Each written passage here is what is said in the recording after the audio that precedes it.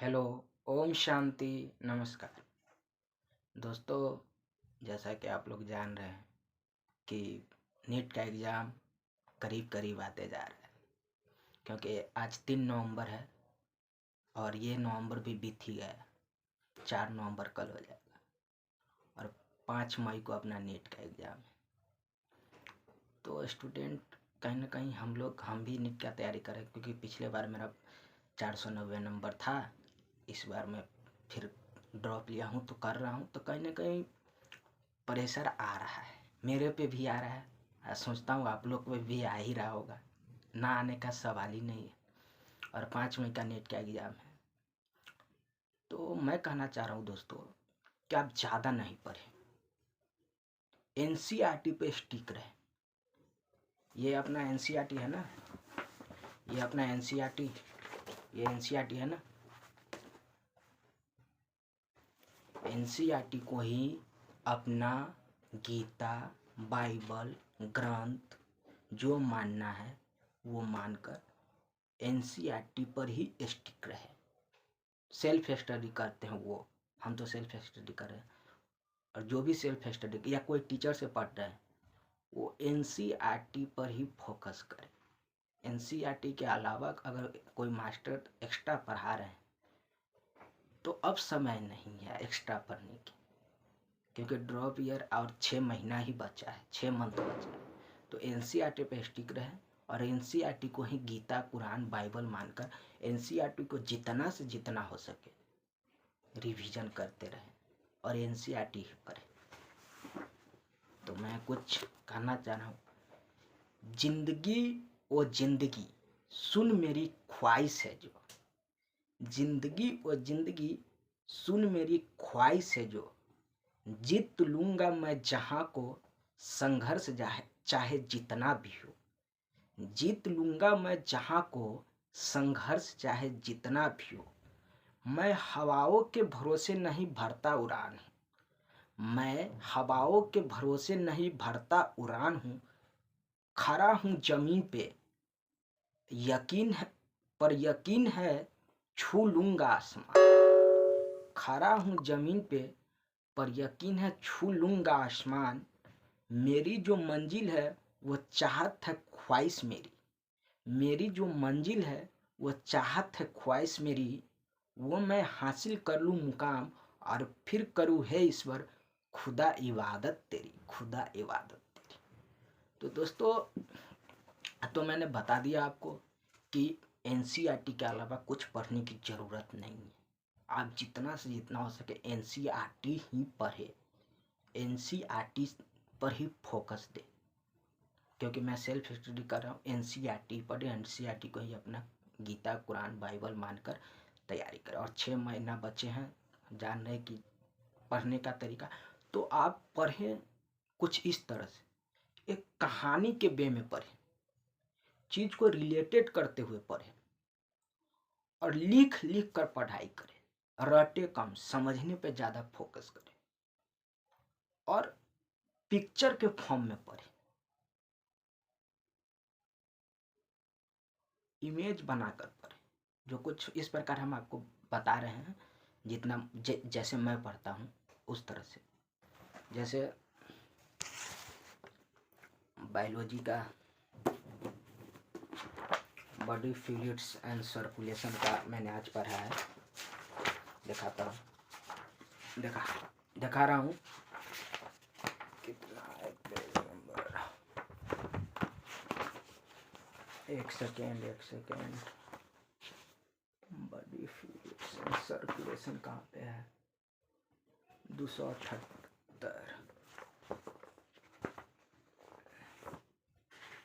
2 minute.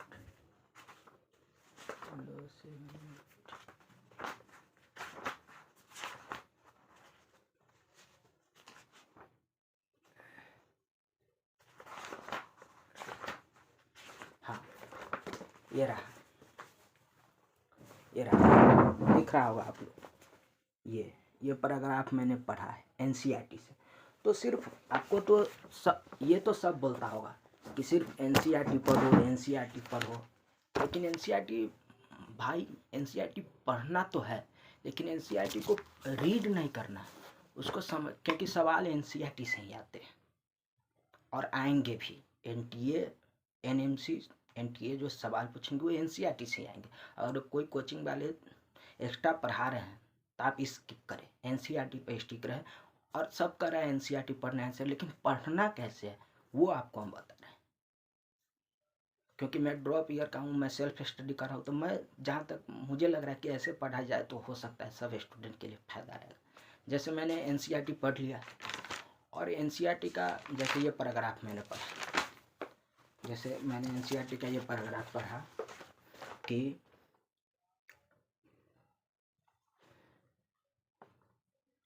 मैं पढ़ के दिखा रहा हूँ। Our heart has four chambers, two relatively small upper chamber called atria and two larger lower chamber called ventricle.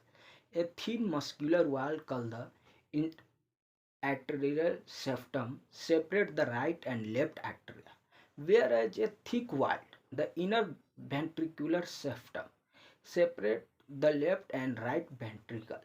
The atrium and the ventricle of the same side are also separated by thick fibrous tissue called the two atrioventricular septum.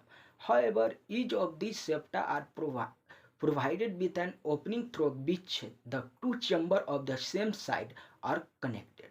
The opening between the right atrium and the right ventricle is guided by a valve form of the three muscular valves or cups. The tricuspid valve, whereas a bicuspid or mitral valve guide the opening between the left atrium and the left ventricle. The opening of the right and the left ventricle. तो दोस्तों ये मैंने NCERT का reading दिया। तो अधिकतर बच्चा NCERT ऐसे ही पढ़ता है और आते तो सवाल एनसीईआरटी से, लेकिन पढ़ता है जैसे अभी पढ़े मैंने रीडिंग दिया वैसे ही सब पढ़ता है। लेकिन एक बार वैसे पढ़ लिए फिर उसको कहानी बनाइए। जैसे मैंने उसी पैराग्राफ को पढ़ के एक अपने तरीके से कहानी बनाया जो इंटरेस्टेड भी लगेगा और कैसे एनसीईआरटी दिमाग में छप जाएगा। जैसे देखिए दोस्तों, हार्ट की अपनी काम है। दोस्तों हार्ट की अपनी काम है, 4 इनकी पार्ट है।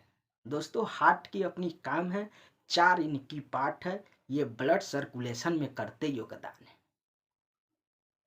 दोस्तों हार्ट का अपना काम है। ये हार्ट कोई, ये हम लोग कहते हैं हार्ट प्यार के लिए होता है, दिल देने के लिए होता है, लेकिन नहीं दोस्तों, हार्ट ब्लड सर्कुलेशन के लिए होता है।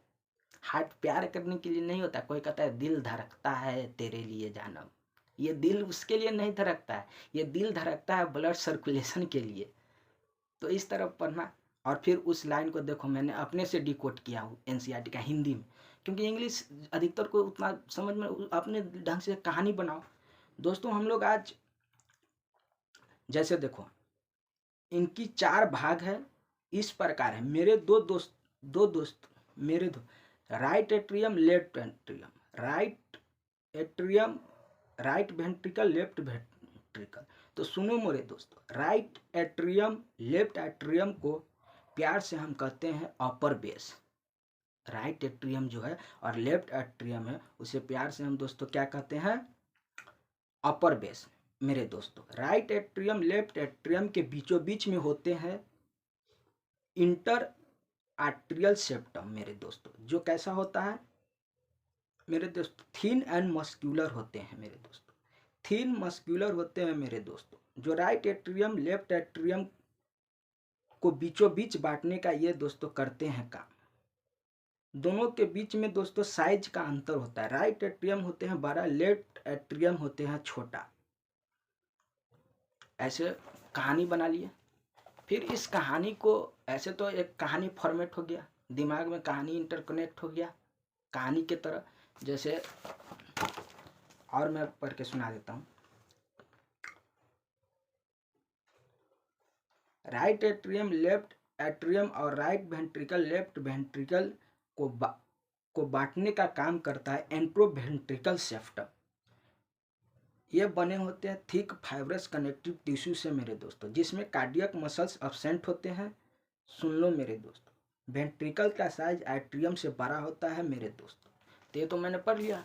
अब एक बार मैंने एनसीईआरटी पढ़ा, उसको मैंने हिंदी में अपने शब्दों में जिस तरह से हमें समझ में आया उसको लिख लिया। और तीसरा स्टेप है उसको फिर समराइज करना। तीसरा स्टेप में उसको, आप कहानी तो उतना याद नहीं रहा, कहानी लंबा हो जाएगा, तो कहानी के माध्यम से तो एक बार तो एनसीईआरटी पढ़ा, कुछ समझ में आया, फिर उसके बाद आपने एक कहानी बना लो, उसका एक कहानी अपने से बनाया जोड़ के, फिर उस कहानी को पढ़ के एक इमेज तैयार करो, पिक्चर बनाओ। हो सके आपके दिमाग में बन जाता है और अच्छा, नहीं तो एक कॉपी पर उसका पिक्चर बनाओ। जैसे ये देखो मैंने पिक्चर बनाया है और इस पिक्चर में दिखा देता हूँ मैं।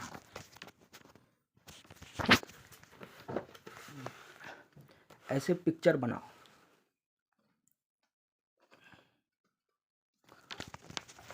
मतलब उसको फिर पिक्चर फॉर्म में बनाओ।